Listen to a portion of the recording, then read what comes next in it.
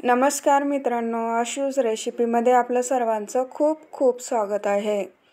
आज आपण बनवणार आहे फांदाच्या भाजीचे मुटकुळे। फांदाची भाजी ही रानभाजी आहे। याला पुष्कळ नाव आहे। फांदाची भाजी म्हटले जातं, फांद म्हटले जातं, फांदीची भाजी म्हटले जातं। फांदाची भाजी ही आपल्याला पावसाळ्यामध्ये बघायला मिळते आणि खायला भेटते। चला तर आपण आता रेसिपीला सुरुवात करूया।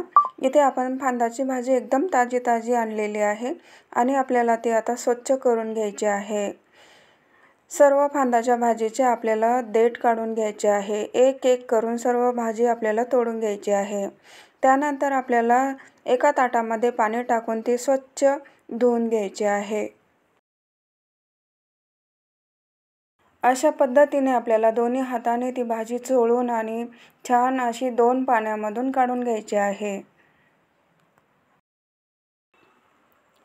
आता आपण एका चाळणीमध्ये पाणी नितरण्यासाठी काढून घेतलेली आहे। आता मी इथे पाट घेतलेला आहे। पाटावर आपल्याला छान अशा पद्धतीने भाजी चिरून घ्यायची आहे। पहिले मी उभी चिरून घेतलेली आहे, त्यानंतर आपल्याला आडवी चिरून घ्यायची आहे। अशाच पद्धतीने आपल्याला सर्व भाजी बारीक चिरून घ्यायची आहे। त्यानंतर आपण आता पुढची स्टेप बघूया। इथे मी भरपूर सारा लसूण घेतलेला आहे आणि 1 मोठा चमचा मी जिरे घेतलेले आहे आणि हिरवी मिरची घेतलेली आहे। आता आपण एका मिक्सरच्या भांड्यामध्ये सर्व टाकून घेणार आहे आणि याची पेस्ट आपण करून घेणार आहे। अशा पद्धतीने आपल्याला ही पेस्ट तयार करायची आहे। इथे मी 1 मोठा बाउल गव्हाचं पीठ घेतलेलं आहे। 1 छोटी वाटी मी ज्वारीचं पीठ घेतलेलं आहे। लसूण मिरचीची पेस्ट आणि 1 छोटी वाटी मी इथे डाळीचं पीठ घेतलेलं आहे। आता आपण एका ताटामध्ये सर्व टाकून घेणार आहे। इथे मी गव्हाचं पीठ टाकलेलं आहे। त्यानंतर ज्वारीचं आणि डाळीचं पीठ टाकून घेऊया। आता आपण त्यामध्ये पेस्ट केलेली हिरवी मिरची आणि लसणाची पेस्ट त्यामध्ये टाकून घेऊया। त्यानंतर आपण इथे 1 चमचा हळद टाकत आहे। चवीनुसार मीठ,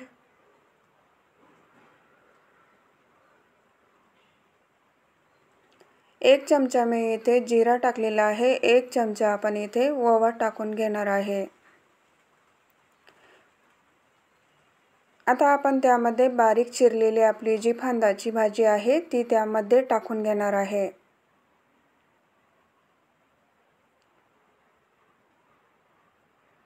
सर्व टाकल्यानंतर आपल्याला आता अशा पद्धतीने सर्व मिक्स करून घ्यायचं आहे। त्यानंतर आपण आता थोडं पाणी टाकून पीठ छानपैकी भिजून घेणार आहे।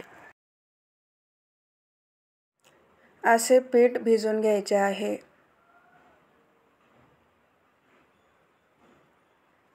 आता आपण त्यामध्ये थोडंसं अजून पाणी टाकून घेणार आहे आणि छान असं मुलायम आपल्याला पीठ भिजून घ्यायचं आहे।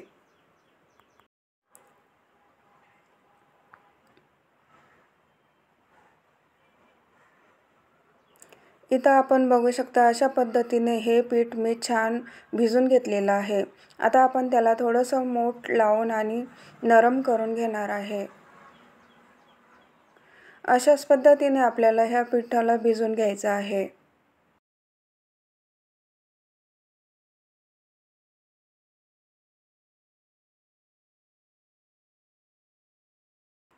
इथं आपण बघू शकता छान असं पीठ आपलं मऊ झालेलं आहे।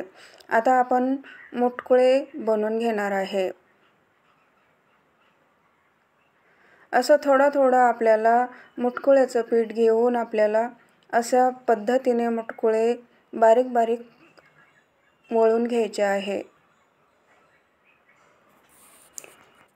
इथे मी बारीक वळून घेत आहे।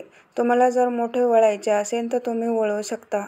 अशा पद्धतीने मी सर्व पिठाचे मुटकुळे वळून घेतलेले आहे। आता आपण गॅसवर कढई ठेवत आहे। कढईमध्ये मी तेल टाकलेलं आहे. तेल आपलं छानपैकी गरम झालेलं आहे.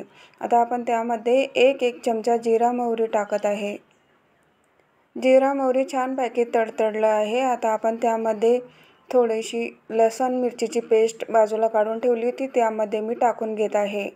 आता आपण त्यामध्ये 1 तांब्या मी पाणी टाकत आहे आणि थोडंसं चवीनुसार मी मीठ त्यामध्ये टाकत आहे. अशाच पद्धतीने पाण्याला फोडणी दिली की आपले मुटकुळे छान लागतात. आता आपण 5 मिनिटं कढईवर झाकण ठेवूया. इथं आपले 5 मिनिटं झालेले आहे. आता आपण झाकण काढून बघूया. पाण्याला छानपैकी उकळी आलेली आहे आणि आपण आता एक करून सर्व मुटकुळे त्यामध्ये सोडायचे आहे. अशा पद्धतीने मी सर्व मुटकुळे पाण्यामध्ये सोडलेले आहे. सर्व मुटकुळे टाकल्यानंतर आता आपण 5 मिनिटं कमी गॅसवर झाकण ठेवूया. 5 मिनिटं आपले झालेले आहे. आता आपले मुटकुळे छानपैकी झालेले आहे. इथे आपण बघू शकता अशा पद्धतीने आपले मुटकुळे एकदम तयार झालेले आहे.